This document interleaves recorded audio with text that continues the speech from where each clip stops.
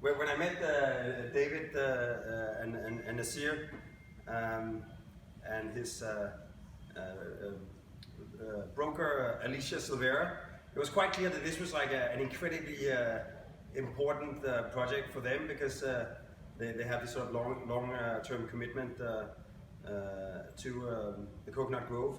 So it was quite clear that that David really wanted to do something out of the ordinary, something special. Actually, the hotel that used to be here, the broker's husband proposed to her in the hotel.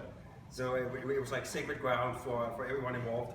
And then so David actually drove me around Coconut Grove and showed me all those like streets that are almost like tunnels through the canopy of this like extremely lush vegetation, and we quite quickly came up with the idea of trying to regrove the grove. So this idea that instead of having like a big sun deck or whatever, that the idea is that when you arrive, you actually arrive inside a grove, that you actually have the shadow or the shade from the canopy of trees, and you can see like all the landscape that's out there. Like 6 months ago, none of it was here, so it's pretty insane how instant it takes root, and I'm quite sure that like in another 6 months, it will really feel like that this sort of jungle was always here.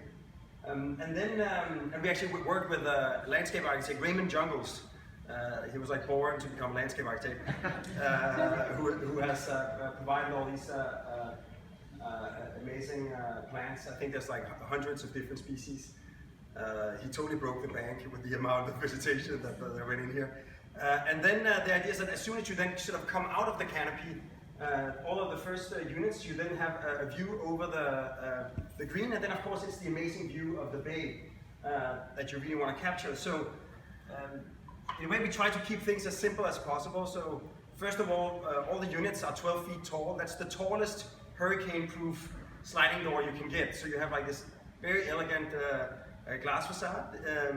The floor plans are rectangular and straightforward, but because the way that the site is positioned, there had to be two buildings, and one would be closer to the water and the one would be further away from the water, and we didn't want to have like the front building and the back building, or the good building and the bad building. So we came up with the idea that the front building, on the lower levels, it makes sense to be perpendicular to the water and to a Bayshore Drive, especially because of the neighboring buildings. They somehow orient your view. So then we actually minimized the width of the front building, so the building next to it would actually have uninterrupted views. But then as they rise, they actually turn, and they suddenly, instead of being front and back, they become side by side, and then they look straight out towards the bay and the skyline over downtown Miami. So in that sense, this turning actually sort of made the two buildings equals, rather than being like, let's say, the good or the less good building. And that whole sort of gesture, even though each floor plan itself is rectangular, it actually creates this kind of curve and this feeling of a twist. And then to resolve that, all of the cores, of course, are straight, and they're aligned with the top. That's why it's rotated on the lower levels. And all the columns, they actually stay in the same position. As the floor plates rotate, the columns sort of connect the dots. So you have these gigantic tilting columns. They almost look like as if you have, and especially like down here, of course, you see them really as columns. But in the homes, you'll have like a nice big living room, and then like in the corner, there's like this gigantic concrete sculpture standing, and it's kind of hard to imagine that sort of sloping thing is actually what's stopping the rest of the building from falling down over your head. And then we actually worked with Vince DeSimone, an amazing engineer that sadly passed away 2 weeks ago. And he came up with this brilliant idea that's incredibly counterintuitive, that all of the lateral loads, so basically all the twisting that comes from the building turning, is taken by the core. And the core actually has 2 inches of steel slapped onto it for the bottom 12 floors, as long as the building twists. So essentially all of the horizontal loads are taken by the only thing that's vertical, And then all of the vertical loads, the gravity loads, are actually taken by the members that are diagonal. So, so nothing really is what it seems, but the result is something that in a way makes this rather acrobatic move feel quite effortless. And then maybe like a last thing before, then I think we'll just like take a tour and look out. But I think what we try to do with the materials and the finishes is that, again, like this idea of making everything very straightforward. So the bones of the building, the core and the columns, are always in concrete, the material they're made of. Raymond Jungels called it the natural stone of South Florida, cement.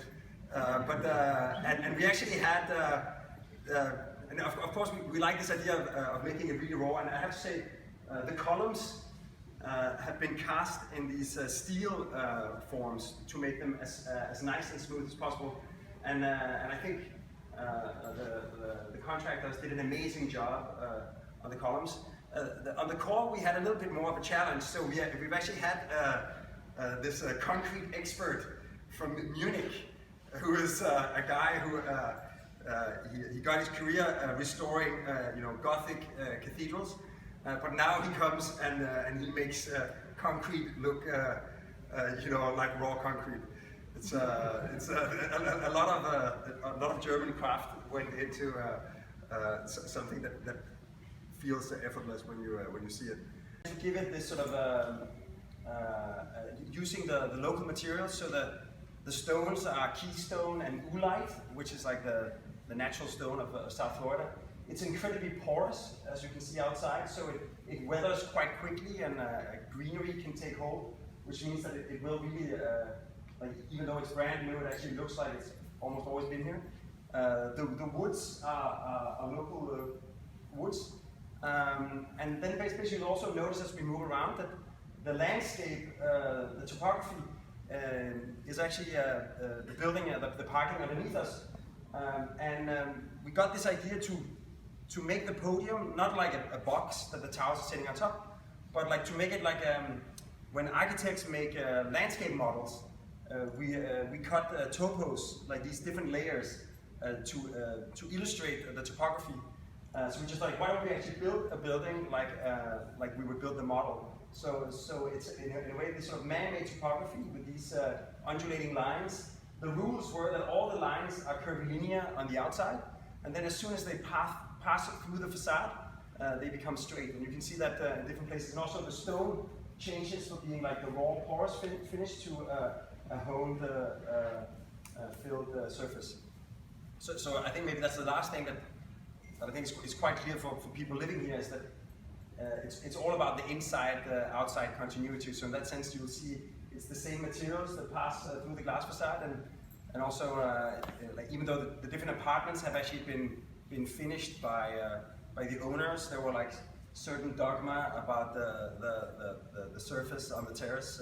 So that ideally in most of the homes you'll also see this sort of continuity from inside to outside.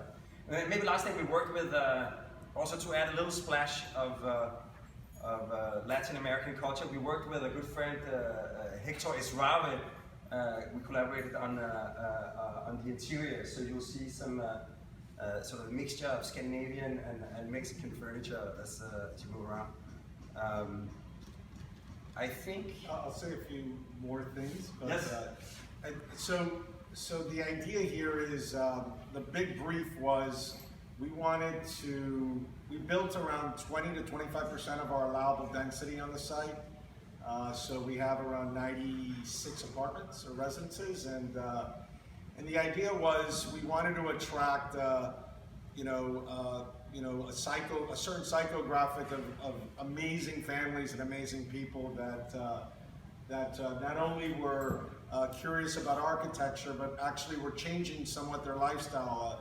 Miami, being traditionally a suburban community, traditionally most of the international owners always would maybe buy in buildings, etc. But there's been this transformation where we see a lot of empty nesters and families that traditionally were living in big homes and now choosing for urbanization and walkability and services and whatnot. So I would say the owners here, I would say probably 2/3 to 70% are actual local residents, and these are their primary homes, which I think is pretty cool and rare as it relates to residential buildings in Miami. The other kind of nice tidbit is with this project, the original assessed value of the property and the hotel was around 20 million. After this development, it's going to be 400 million. But the nuance there's an incremental tax increase of around $10 million a year to the city, the county, the school board, etc. But the idea was we reduced the traffic and water and sewer capacity from the actual hotel that existed. So we basically were able to come up with a business case where we lowered density, lowered impact in the community of a building and a property, and at the same time increase the property taxes for the municipalities and services or whatever by 20-fold. So that was a kind of a nice gesture, and we're actually working with the city on a few infrastructure and social needs in the community, and to try to see if we could spend those additional dollars in a smart way. So with that, I think bjark can kind of lead us to somewhere. I don't know.